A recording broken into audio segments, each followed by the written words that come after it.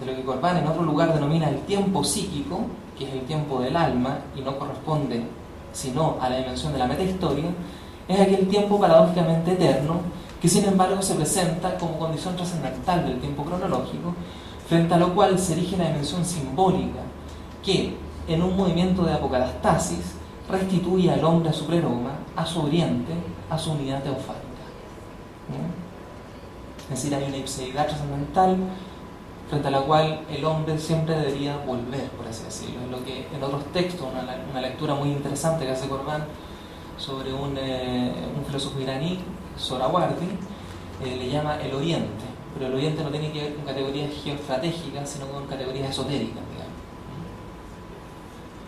La concepción corviniana del ángel de la faz atraviesa los tres campos señalados en nuestra introducción, a saber, el conocimiento, que se resuelve en un conocimiento trascendental, la historia, que se expresa en una crítica a todo historicismo a partir de la referencia a una metahistoria que solo el filósofo hermeneuta puede acceder, y la salvación, que remite esencialmente a la restitución de la unidad teofánica de la persona. Dicha restitución, que condensa las dos dimensiones anteriores, puesto que de lo que se trata en la gnosis, ¿verdad?, es de la salvación del alma, ¿verdad?, solo se despliega a partir del ángel, que transforma los datos literales y mundanos propios de la alegoría a símbolos que no coinciden con ningún acontecimiento histórico, precisamente porque permiten la salvación del hombre, en la medida en que lo reconducen a la ipseidad, esto es, al ángel de la faz. Terminamos con Corbán por ahora. Vamos al ángel de la historia.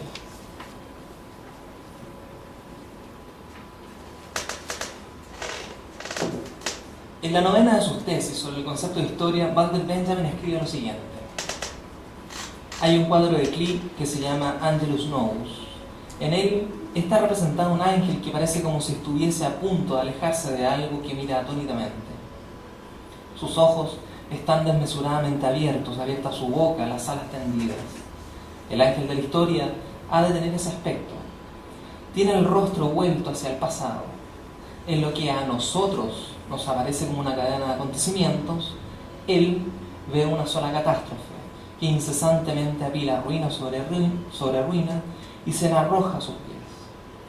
Bien quisiera demorarse, pero una tempestad sopla desde el paraíso que se ha enredado en sus alas y es tan fuerte que el ángel ya no puede plegarlas.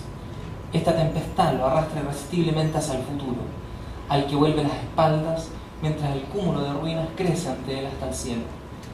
Esta tempestad es lo que llamamos progreso. Cierro la tesis. En la economía de esta tesis, el ángel de la historia comporta una función esencialmente alegórica, según la cual se presenta como una imagen arrancada del pasado que indica la sobrevida de las formas en la ruina de su propio presente. Los dioses antiguos se han vuelto maléficos, las totalidades fragmentos y el esplendor de una forma en la oscuridad de su desgarro. Como Benjamin había desarrollado en su Trauerspiel, el drama barroco alemán, en la alegoría se rompe la inmutabilidad del símbolo, arrojándola ruinas sobre la catástrofe de la historia. La clave aquí es esta. Solo porque la alegoría es capaz de mostrar la caducidad del mundo, lleva consigo, cito, el cuidado por salvarlas en lo eterno. Se articula aquí una concepción singular del conocimiento, que en la medida en que está apuntalado por el proceso de alegorización, este se resuelve en un conocimiento plenamente histórico, capaz de cumplir con el precepto platónico de salvar los fenómenos. En efecto, es en la célebre introducción donde Benjamin recurre a la gnoseología neoplatónica para situar el estatuto de su investigación acerca del barroco alemán. Esta no se comprenderá como parte de una historia de la literatura, que simplemente agrega datos o categoriza formas específicas, sino más bien como una idea que, dice Benjamin, constituye el extremo de una forma o género que en cuanto tal no tiene cabida en la historia de la literatura. Frente a la mirada historicista, entonces, a la cual apela la historia de la literatura como una forma plena y articulada sobre sí misma, La idea, en cambio, será capaz de dar cognoscibilidad al momento de suspensión de una forma en particular. Solo esa suspensión de las formas permitirá entonces la exhibición de sus extremos en una sola unidad. Por eso, dice Benjamin, comparándolas con las madres fáusticas, las ideas cobran vida solo cuando los extremos se agrupan a su alrededor, puesto que solo allí la tensión entre caducidad y eternidad, o si se quiere, entre el pasado de una forma y su ruinoso presente, se condensan en un solo instante. Solo porque las ideas se mueven como verdaderas madres fáusticas, es que Benjamin podrá decir que la verdad nunca coincide con un objeto, puesto que ésta se resuelve única y exclusivamente en la inmanencia de la exposición de las ideas. Con ello, la verdad no tendrá nada que ver con el acceso a una esencia situada espacialmente más allá de los fenómenos, sino más bien con la pura medialidad de su exposición. En otras palabras, para Benjamin, no existe una diferencia entre exposición y verdad, puesto que el tratado, la cuestión medieval, que precisamente provienen de la tradición averroísta, no será ni más ni menos que el dispositivo que hará de la verdad la exposición misma de las ideas, su danza incondicional.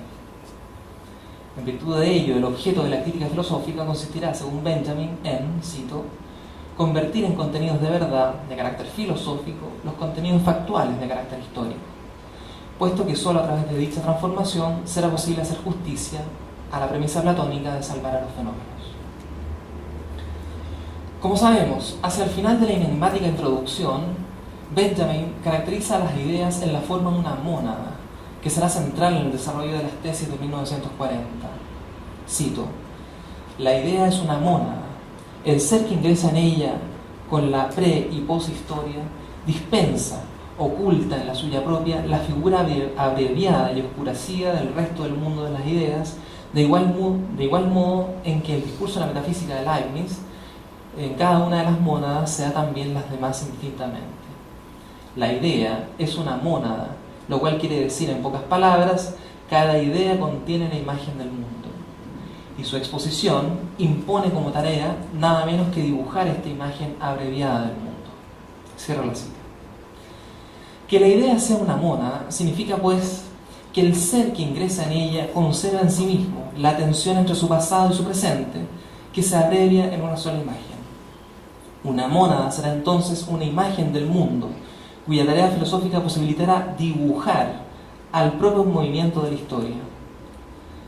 Como ha sido visto por Pierre Missac, por ejemplo, quizás se podría decir que Benjamin se propone abordar el pensamiento a partir del paradigma cinematográfico, que como tal parece conducir a la elaboración de una medialidad que, por serlo, carece de todo principio y fin.